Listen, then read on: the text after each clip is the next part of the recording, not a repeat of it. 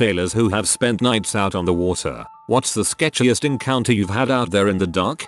50 odd miles offshore on a sailboat, pitch black. Suddenly we hear a loud crack and the boat shifts an inch to port. Then silence for 20 minutes followed by another loud thump and boat shudder. Made our way quickly back to the coast. In dry dock there was a 2-foot diameter dent in the hull. I'm guessing a sleeping whale.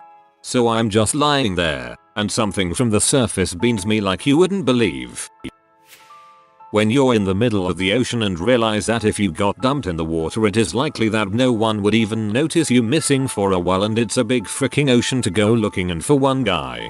And what gets me, since I'm mountains and mountains only kinda gal, is that with SARS on land we can estimate fairly well where a person is going and reasonably where they will take shelter. We are humans, after all, and a little bit of instinct does take over. In the ocean there's none of that. You are in clean, indistinct water until you are dead.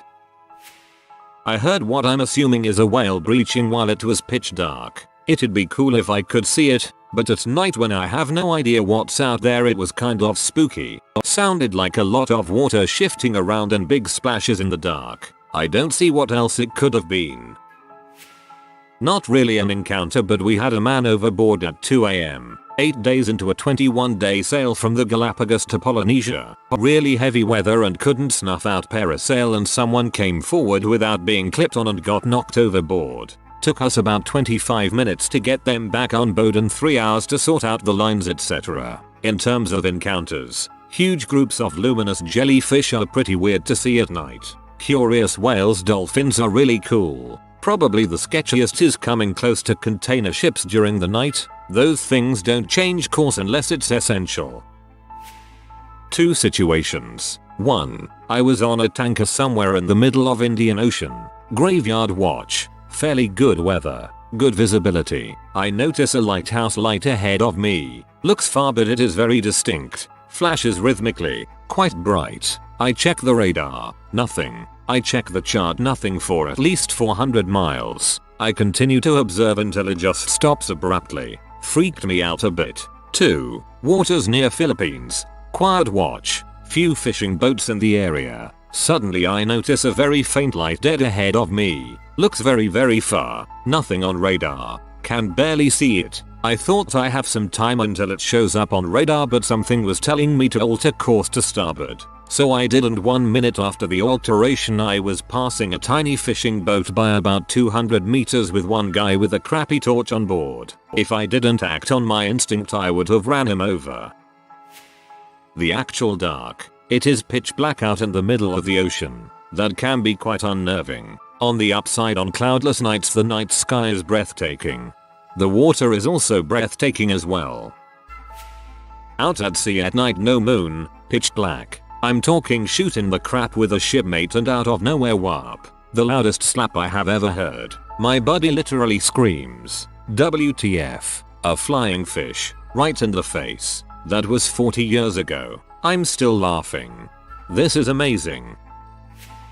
Scariest thing that ever happened to me was in port. I was a sailor on the USS Carr, stationed in Norfolk. There was a shipmate who had gotten himself in trouble and was being kicked out of the Navy. He was not allowed to leave the ship. I saw him on Friday carrying weights out of the ship's gym. Odd, but I didn't pay much mind. I had to come in for duty the next day and he had vanished overnight. We searched the entire ship from top to bottom 3 times over. No sign of him. We found out later he tied the weight from the gym to his feet and jumped overboard the night before. He washed up 3 weeks later when his corpse detached from the weight and floated to the surface. Full disclosure, this is not directly sailing related, but I am a sailor and have a creepy nighttime ocean experience to share. While guiding a night dive once, we had a massive female 7-gill shark follow us for the whole dive, just occasionally coming into our visibility before darting off. She was probably just curious of our lights or maybe using them to hunt, but it was just really unnerving to know she was around but unable to see her. That being said, I love sharks, and she did us no harm. They're usually super chill and not to be feared, but you can't help but respect any predator bigger than you are who while it follows you around in the dark. Yeah, that's gonna be a no from me. In fact, night dives in general.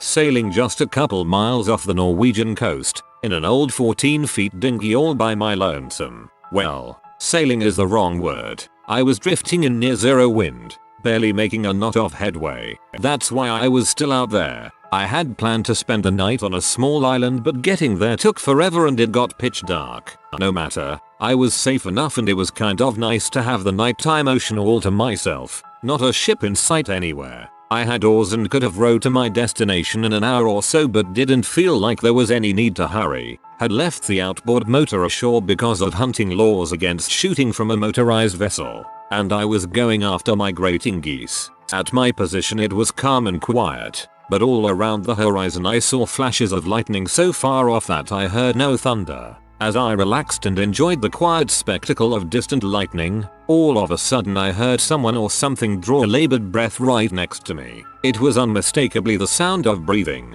like from a half-strangled person taking a deep breath of much needed air. Not gonna lie, I briefly panicked before I realized it had to be some marine mammal surfacing for air close to my boat. Guessing it was a harbor porpoise as they are common here, but I never saw it in the darkness. Heard it again a few times, sounded like it moved further away and there may have been more than one based on the frequency. Of course sound carries far at night, but it really did sound like that initial breath was right behind me, close enough to touch. Shortly after the breathing sounds disappeared, the wind picked up out of nowhere and I had to scramble to adjust rigging. Made it to the correct island and made landfall about 20 minutes later, having gone from idly drifting on the current to skipping over the waves in a few heartbeats. I guess that distant storm dropped by to say hello.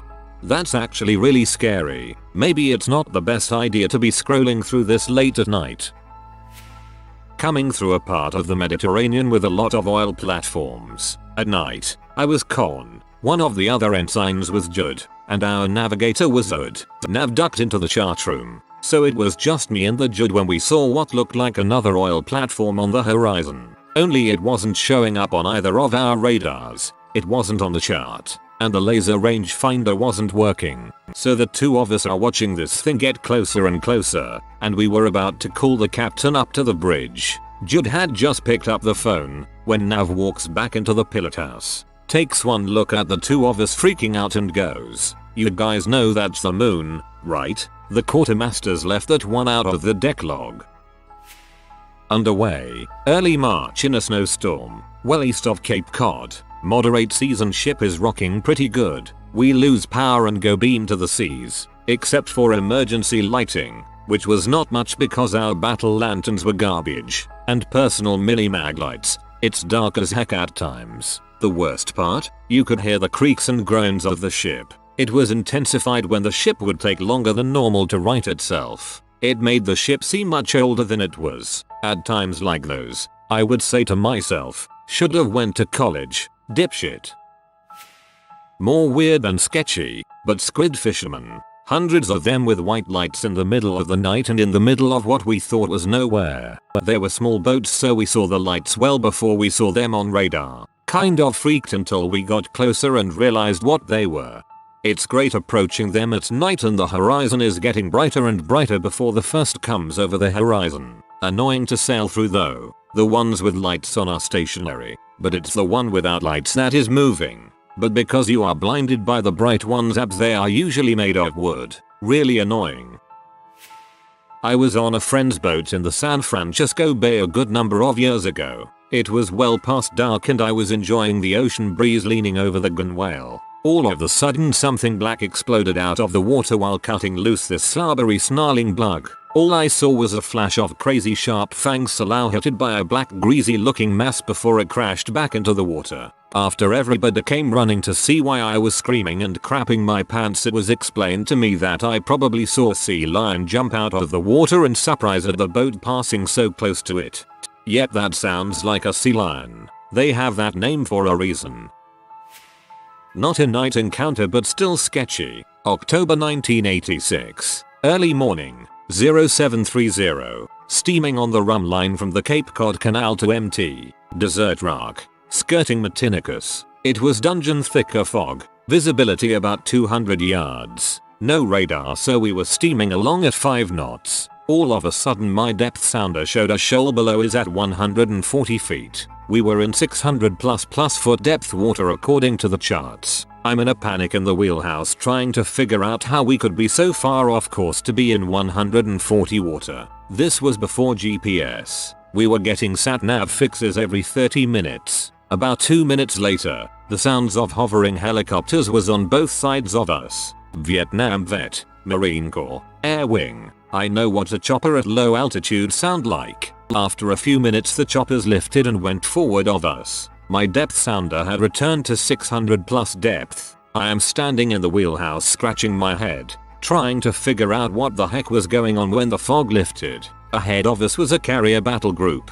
Big carrier. Lots of auxiliary ships. Choppers everywhere. Sonobowis in the water all around us. We were in the middle of a carrier battle group doing exercises and an attack sub had just used us as a decoy to try to attack. That's absolutely insane. This happened in 1986. My wife and I were 2 days out of the Azores headed to Newport, RI. We were in our 60 feet Dutch built wooden trawler bringing it to the USA. It was green. It was a gorgeous night. 1-stroke full moon, gazillions of stars. Big pod of dolphins playing in our bow wake. Phosphorescent seas all around us. Flying fish bouncing off the cabin. Our wake was visible for at least a mile behind us. Glowing in the night. That night I had the middle watch. About 0330 I decided that since there were no running lights on the horizon and we were 200 miles south of the shipping lanes that it would be okay to turn our running lights off so I could really enjoy the spectacular light show Mother Nature was providing. Even woke the wife up early so she could see the light show outside. About 5 minutes later an American voice booms over the radio. Will the green fishing boat please turn your lights back on? They didn't answer my question asking who they were. There were no boats visible anywhere. No wakes. No glow. To this day I don't know who made the broadcast. When the sun came up there were no ships in sight. 300+ miles from the nearest piece of dirt, someone was watching us. Big Brother is everywhere. Not a boat or sailor. But back in 2014 I did a lot of IT work on offshore drilling rigs during their final construction phases. Basically, after the rigs went through most of their construction, I would be flown out there for a day or two to get all of the general networking and systems up and running. This included verifying the microwave data link back to shore. Now this was only about 10-20 miles off the CA coast, but it's still as dark as you can imagine out there. It's even quieter than normal because during this phase, there is maybe only 1 or 2 other people on board. Typically an electrician and a general foreman or similar. Sometimes only one of the two. Anyhow, I was working on a rig about 20 miles out from Long Beach, CA. I was going through some rough relationship issues at the time and wasn't in a great place mentally or emotionally. We didn't have internet on the rig at this point so I was pretty bored and caught up in my head so I decided to go take a walk. I ended up on the helipad smoking a cigarette and just looking at the stars. About 2 minutes later I almost crapped myself and jumped out of my skin. Maybe both. As I was sitting there, a very small Asian man tapped me on my shoulder from behind. He was wearing a high-vis vest and white construction helmet. He asked me for a cigarette and where the closest bathroom was. I gave him one and pointed him in the right direction. Didn't really think twice about it. Walked back down to the living quarters and passed the foreman on the way. Told him about the guy I gave a smoke to and he stopped walking and immediately turned around. Told me no one else was on this rig but him and I. I ran to the IT closet where they kept their security camera storage appliance but our PO switch wasn't installed yet. No video. Nothing. We turned on every light source possible on the rig. Did a basic walkthrough but found no one or any traces of anyone. We also contacted our transport company which also always typically has a search and rescue team available. They flew over 4 SAR and 2 security personnel. They did the walkthrough of the entire rig. Every possible inch they claim. Took almost a full day. Never turned up. Still get a bit creeped out thinking about it. If given 3 wishes, one of them would be to know who what that was and where they went. Well, you were either hallucinating or found some kind of spirit. US Navy, Petty Officer in charge of Low Visibility Watch. Watch that is called when you are in the middle of the ocean and there is so much fog you can't far from the ship. Watches are stationed in different places on a ship. to listen, watch and record any activity. It is to make sure no one sneaks up or we don't run into another ship or boat. Anyway, I had just made my rounds and making sure everyone was in place and awake because it was middle of the night and pitch black. I was just about to check in with Bridge Watch and I get a call over the radio from 2 different watch stations. They reported movement in the water but was unable to see what it was. It sounded like something cutting through the water very fast. I called for the watch officer and I was already at the bridge, so reported it and went to investigate one station while the officer went and checked the other. With us posting at each, we both heard it but could not see anything. The fog was so dense you couldn't see the water line. 2 different stations hearing the same thing. LHA is not a small ship.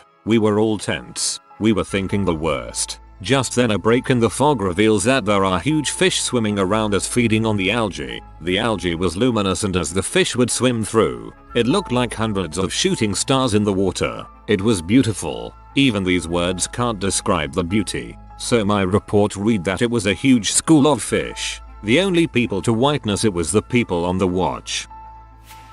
Working in the North Atlantic off the coast of Newfoundland. 33 meters waves and 115 knots of wind is pretty unnerving and very uncomfortable.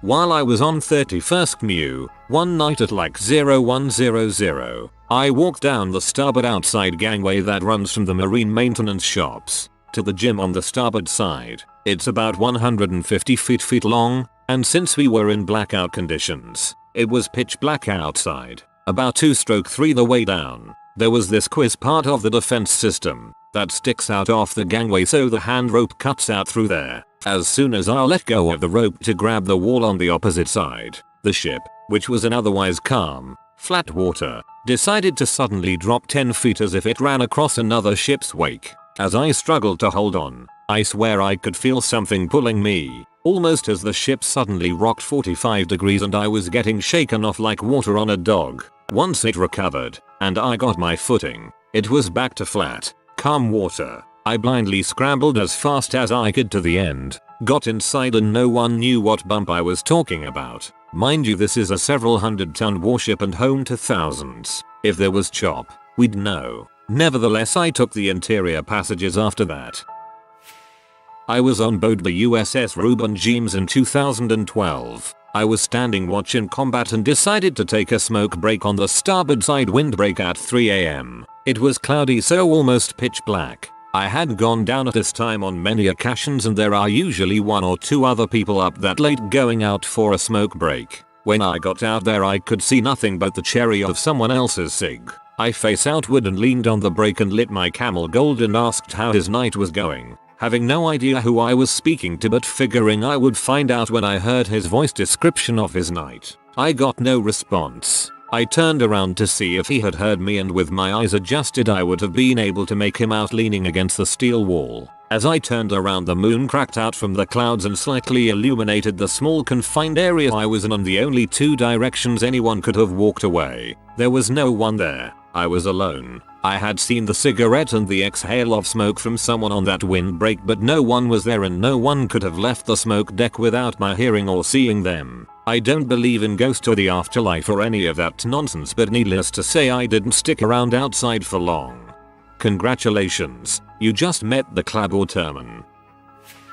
I was heading west on an Atlantic crossing one time, coming through the Strait of Gibraltar one night. I was on bridge watch with one other guy. We have to closely monitor our radars in heavy shipping lanes like that. With radar it constantly tracks targets and whatnot and calculates your CPA. Basically, if you and the other ship maintain the same track, how close your ships will get while passing. I want to say we follow a 1 mile minimum CPA if my memory serves correctly. Well, these freaking guys. On a transport ship. I will refer to them as TV Sleepy from here out. I will refer to my ship as MY Large Aqua. About 20ish miles out, we pick them up on S-band and begin tracking the target. Well, CPA is about 2 miles. So, cool. We're good. We had previously picked up another target, another transport vessel. We squeeze the ship and turn to open up one CPA and close the CPA to TV Sleepy, fully expecting them to make a turn because they are essentially on a collision course with other ships behind us. Now we steam around 11 kts, so we've got some time,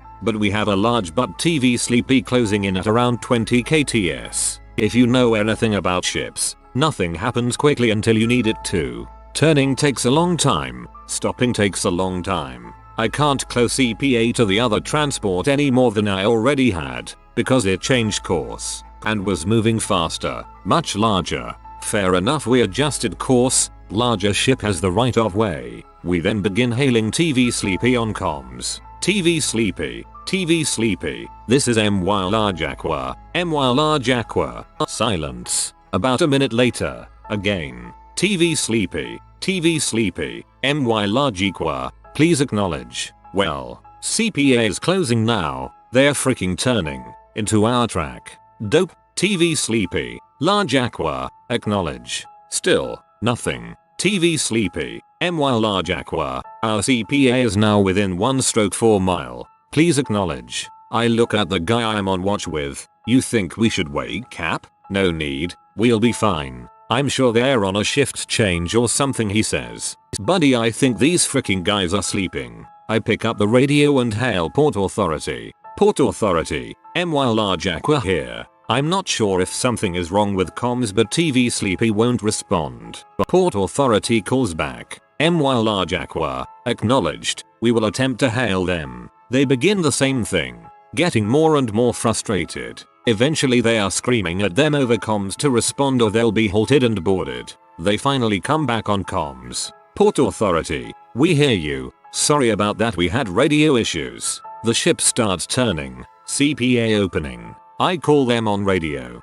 TV Sleepy, MY Large Aqua, welcome back, thanks for adjusting track. Hope you had a nice nap. Large Aqua out. Our CPA ended up being about 550 meters. TV Sleepy was a 500 m container ship, not even a full ship length. Nice. They got boarded about 15 minutes later.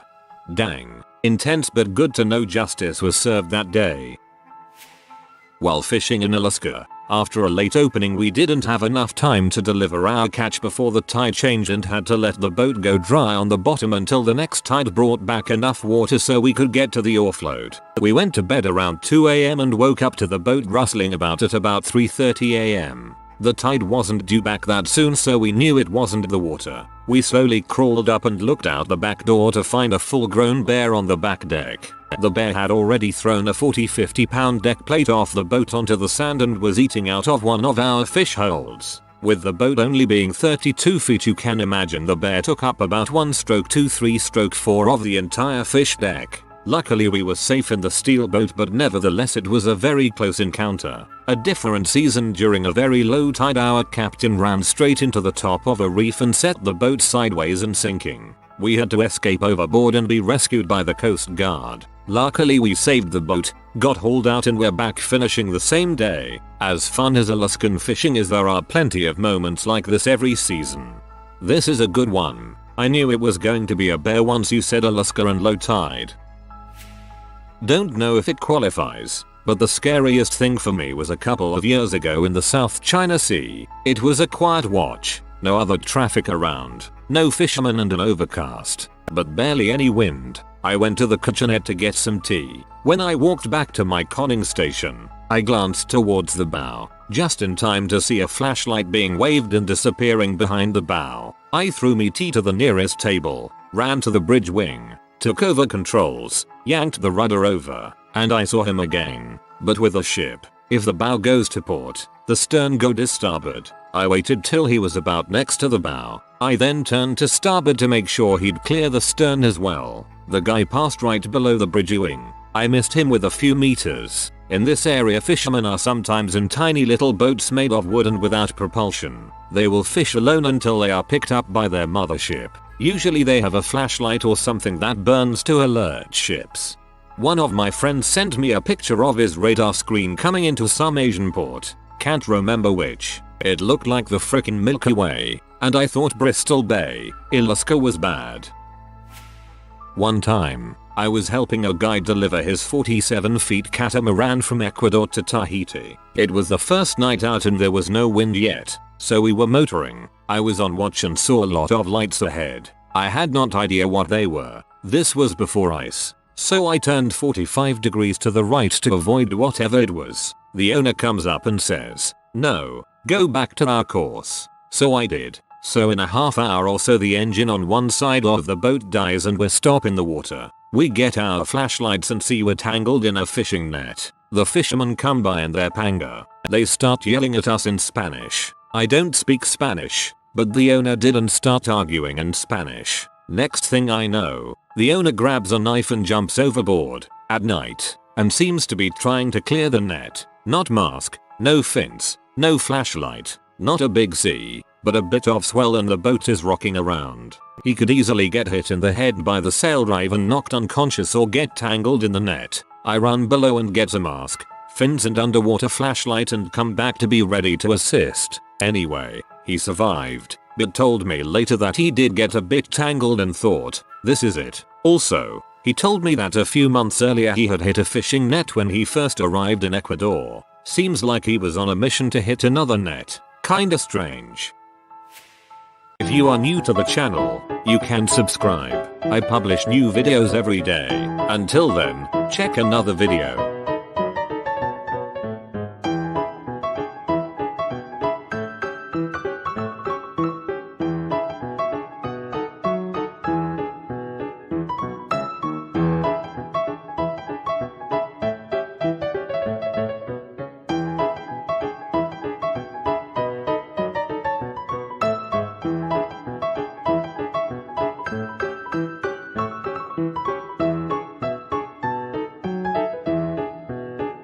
Bye for now.